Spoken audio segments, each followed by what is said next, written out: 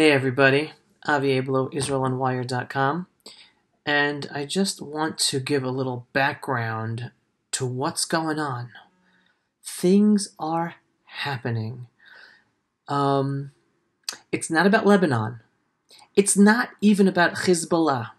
Hezbollah are the ones who shot anti-tank rockets last night into northern Israel. Into an army base and destroyed an IDF army vehicle. But it's not about Hezbollah. This is about Iran. This is all about Iran. And people have to understand.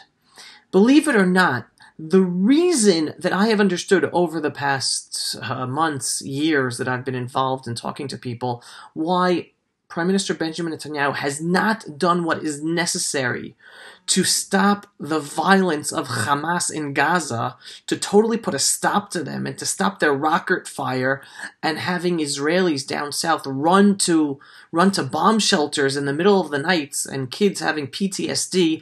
The reason is, again, Iran. Just as Iran funds and leads and gives orders to Hezbollah in Lebanon in the north, it is Iran that funds and leads and gives orders to Hamas and other terror organizations in Gaza. And because Israel knows that, because Prime Minister Benjamin Netanyahu knows that, somehow in Gaza, he's waiting for the right time, and it has to do with Iran. Because if we just go after Gaza, well then Iran's going to use all of its forces in Lebanon and other places to attack, have an all-front war against us. That's part of the reasoning I've understood over time. But in Lebanon with Hezbollah, the rules are clear. And any time Israel senses a threat, we attack and destroy that threat. One of the things Iran has been trying to do over the past few years is build up its presence on Israel's northern border. Hezbollah in Lebanon wasn't enough. They were trying to build up a whole other front in Syria. That's why over the past few years, Israel has been attacking and destroying installations and bases that Iran has been building in Syria in order to stop it from embedding itself also on Israel's northern side of the border with Syria. See, even though Iran is far away from Israel, they are right on Israel's border in Lebanon and in Gaza, and they tried to also do it in Syria.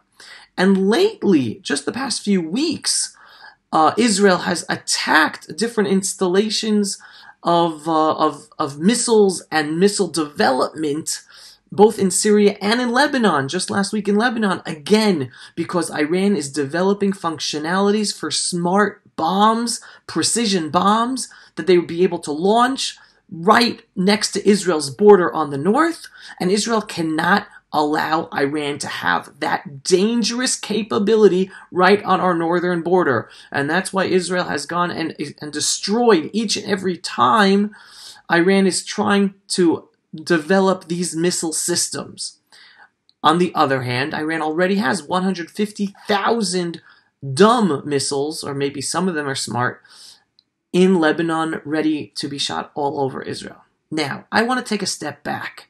Israel will always has and continue to do everything to make Israel as safe as possible.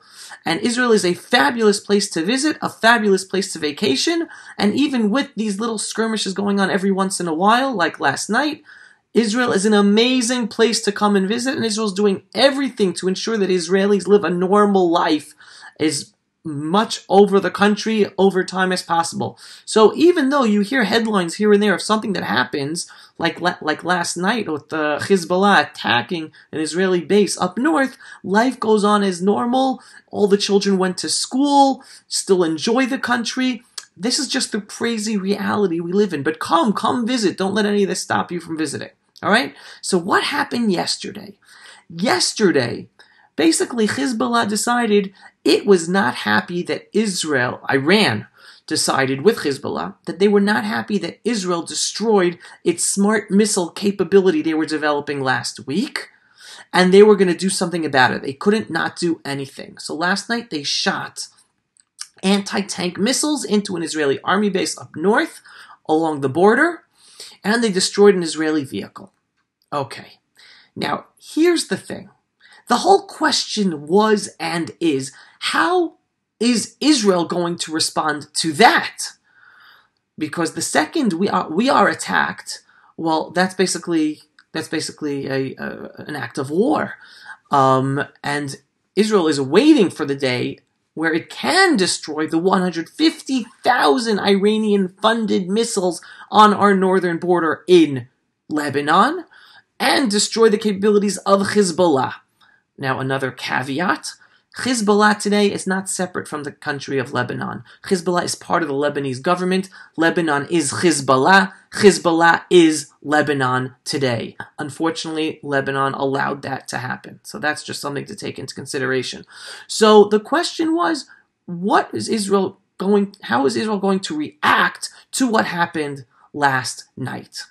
And the reaction of Israel last night was immediately to shoot hundreds of missiles into Lebanon and destroy the capabilities of where Hezbollah was then shooting at us. I don't know what else has been destroyed, but we reacted immediately. Now, there was a lot of confusion yesterday. There was like a blackout of information from the IDF and the Israeli official Israel about what was going on. And hours later, footage emerged of IDF soldiers being evacuated because they were injured to an Israeli hospital, evacuated by helicopter, a helicopter landing at Rambam Hospital. And then the news, the Iranians and Hezbollah were all celebrating, we injured Israeli soldiers, we destroyed Israeli equipment, right? But hours later in Israel, all of a sudden it was leaked that it wasn't leaked, officials said it, including the Prime Minister, that no Israelis were hurt, that no Israeli soldiers were injured. So something didn't make sense because there was video footage of Israeli soldiers being evacuated by helicopter to an Israeli hospital. So something wasn't adding up. Okay, so this is all really confusing. The official word is, first of all, it was probably a mistake that was leaked. But that the IDF was trying to take Hezbollah for a ride and make them think that they injured Israeli soldiers so that they would feel good about themselves and how they attacked Israel and succeeded with their attack, so that then when Israel responded, things would stop. Because if Hezbollah thought that they didn't achieve anything, then they would continue attacking until they achieved some damage by killing or harming Israelis or Israeli soldiers. So again, that was like that was a fake out where Israel had this operation in place where they faked an evacuation of injured Israeli soldiers so that Hezbollah would think that they harmed Israel and harmed and or killed Israeli soldiers. As of right now, there are headlines by Iran and Hezbollah that they succeeded in killing a major Israeli officer. Okay, that's what's going in the Arab press. Iranian Hezbollah are pushing that in the Arab press. Where in Israel, we say no one was injured. Yeah, that's it. It was all a fake out. Okay, now I want to show you something because this is also something that adds more confusion. Watch this. This is the video Hezbollah just released of the attack. Because up until now, there was never footage of the Hezbollah attack on us. Well, they just released it. Here we go. If I could find the play button. يا بقية الله ينطلق الطريق الأول من فراش كورنت نحو الهدف ومن منتصف ناحية الكفة صاروخ ثاني لتأكيد تدمير الهدف.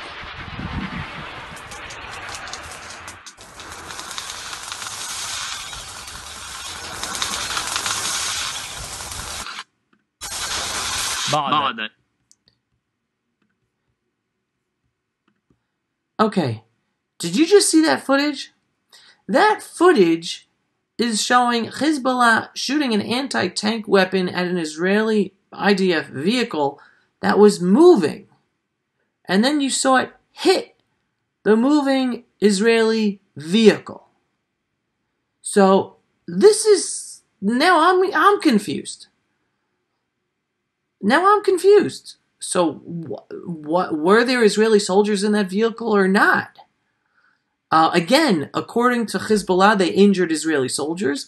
According to Israel, no, it was all a fake out and no one was injured. So, honestly, I hope and pray that the official Israeli line that no Israelis or Israeli soldiers were injured is true. But that footage is really, really confusing and worrying. And very worrying. But the bottom line is as follows. This is the first time in a long time that Hezbollah has attacked Israel in Israeli territory. Things are heating up.